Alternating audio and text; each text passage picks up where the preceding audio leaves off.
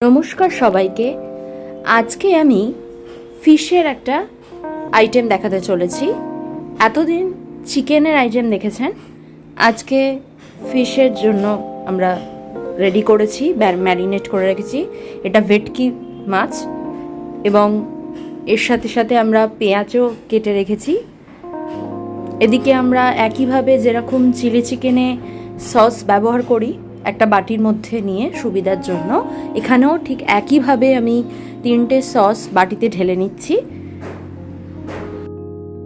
এটাকে আমরা প্রথমে লেবু আর গোলমরিচ দিয়ে ম্যারিনেট করে রেখেছিলাম, আর ভাজার ঠিক 1 ঘন্টা আগে ডিম আর অল্প কর্নফ্লাওয়ার আর দই দিয়ে আমরা ম্যারিনেট করেছিলাম। তেল এদিকে গরম হয়ে গেছে, এবার এক এক করে ভেটকি মাছগুলো ভেজে নিচ্ছি। ছোট ছোট করে পিস করেছিলাম। দেখে বুঝতেই পাচ্ছেন কি বানাতে চলেছি। হ্যাঁ, ঠিকই ধরেছেন, চিলি ফিশ বানাচ্ছি আজকে। ভেজে তুলে নেওয়ার পর এবার ক্যাপসিকাম, পেঁয়াজ আর লঙ্কা ভেজে নিচ্ছি। আর এদিকে সস আমাদের রেডি হয়ে রয়েছে। নেট করার যে তলানির জলটা সেটাও আমরা রেখেছি এবং সসটা দিয়ে দেওয়ার পর কড়াইতে সেই জলটাও দিয়ে দিলাম, তাতে টেস্ট বাড়ে। আর মাছগুলো তার সাথে মিশিয়ে নিলাম। রেডি আমাদের চিলি ফিশ।